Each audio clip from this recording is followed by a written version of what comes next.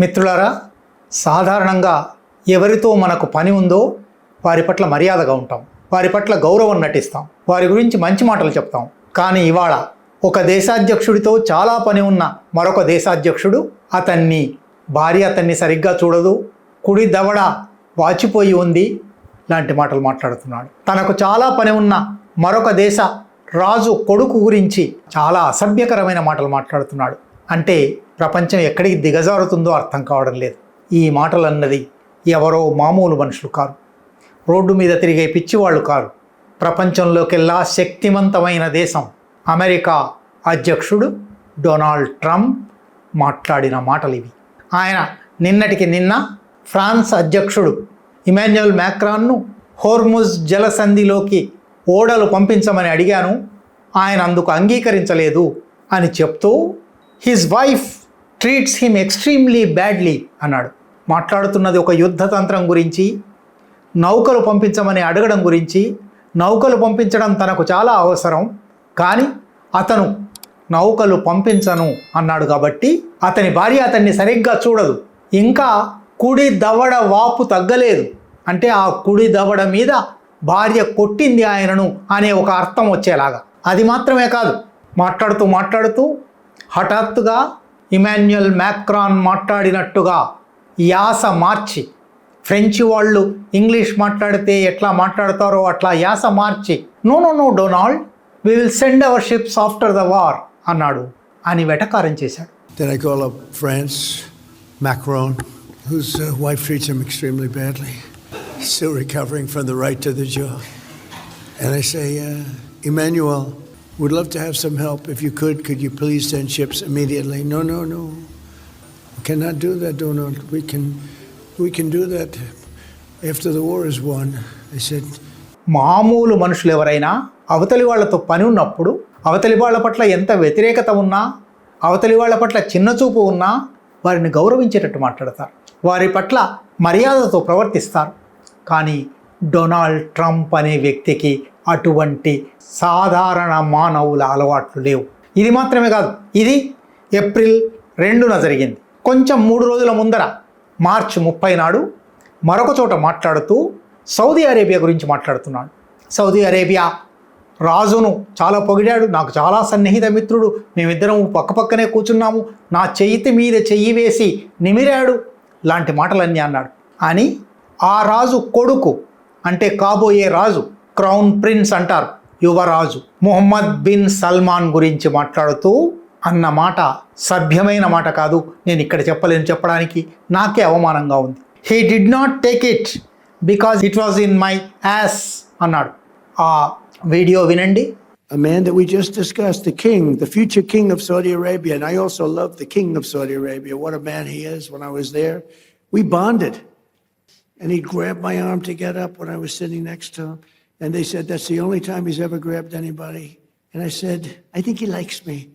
He didn't think he'd be kissing my ass. He really didn't. He thought he'd be. దాని గురించి పత్రికలు రాసిన వార్త చూడండి.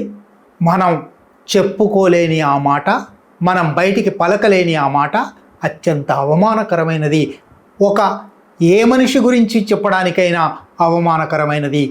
అవతలి వ్యక్తితో తనకు చాలా పని ఉంది, వాళ్ళ వల్లనే అక్కడ యుద్ధం జరుగుతుంది, వాళ్ళ ఆ యుద్ధానికి సహకరిస్తున్నారు, వాళ్ళ దేశంలో అమెరికా సైనిక స్థావరాలు ఎన్నో ఉన్నాయి, వాళ్ళు ఇరాన్ను వ్యతిరేకిస్తున్నారు, అటువంటి వాళ్ళ గురించి కూడా అంత అవమానకరంగా మాట్లాడగల సంస్కారం డొనాల్డ్ ట్రంప్ది. ఇది మాత్రమే కాదు, ఇంకా కొంచెం వెనక్కి వెళ్తే రష్యా యుక్రెయిన్ యుద్ధంలో తన దౌత్యము మధ్యవర్తిత్వము నిలపడానికి యుక్రెయిన్ అధ్యక్షుడు జెలెన్స్కీని వైట్ హౌస్కు పిలిచి వైట్ హౌస్లో జెలెన్స్కీతో అవమానకరంగా ప్రవర్తించాడు. ఆయన మామూలుగా అధ్యక్షుడు కాబట్టి సైనిక దుస్తుల్లో వచ్చాడు. సైనిక దుస్తుల్లో రాగానే ఆల్ డ్రెస్డ్ అప్ అని ఒక వెటకారపు వ్యాఖ్య చేశాడు. మొత్తంగా జరిగిన సంభాషణ అంతా అప్పుడు పత్రికల్లో వచ్చింది, టీవీ ఛానల్లో వచ్చింది. జెలెన్స్కీని అవమానించడానికి వాడుకున్నాడు. యుద్ధం మొదలైనప్పటి నుంచి ఈ నెల రోజులుగా యూరోపియన్ దేశాల నాయకత్వాల మీద ఇటువంటి విసుర్లు, చెణుకులు, అవమానకరమైన వ్యాఖ్యలు, చిన్నచూపు చేసే వ్యాఖ్యలు అనేకం మాట్లాడుతున్నాడు. యూరోపియన్ దేశాల నాయకులందరినీ వాళ్ళు బలహీనులు, వీక్, చేతగాని వాళ్ళకి వాళ్ళు ఏం చేస్తున్నారో తెలియదు లాంటి మాటలు కూడా అన్నాడు. స్పెయిన్, యునైటెడ్ కింగ్డమ్ రెండూ బహిరంగంగా ట్రంప్ యుద్ధ ప్రయత్నాల పట్ల వ్యతిరేకత ప్రకటించాయి కాబట్టి వాళ్ళ గురించి అన్కోఆపరేటివ్ అలైస్ అన్నాడు. వాళ్ళ స్నేహితులే కానీ నాకు సహకరించడం లేదు.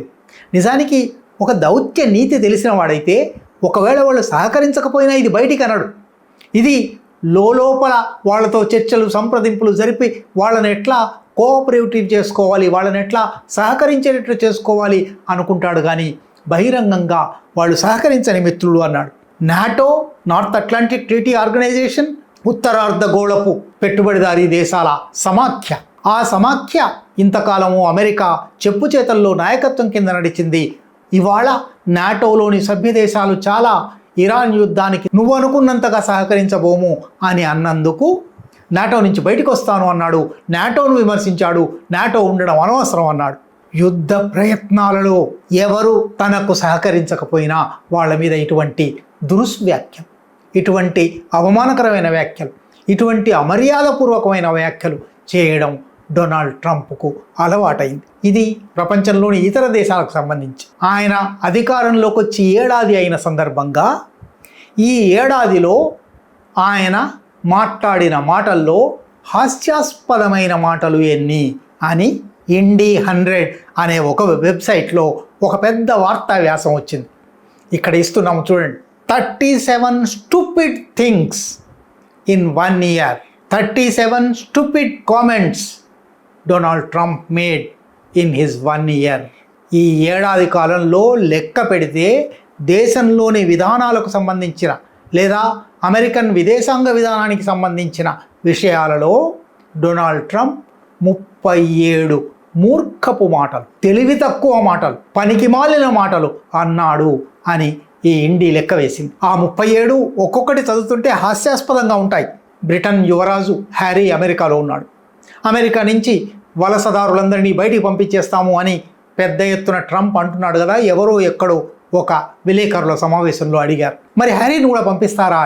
దానికి పంపిస్తాము అని కానీ పంపించమని కానీ జవాబు చెప్పవచ్చు. డొనాల్డ్ ట్రంప్ ఎంత చిల్లర మనిషి అంటే, హ్యారీని పంపించము ఎందుకంటే ఆయనకు భార్య మేఘన్తో సమస్యలు ఉన్నాయి కదా అన్నాడు.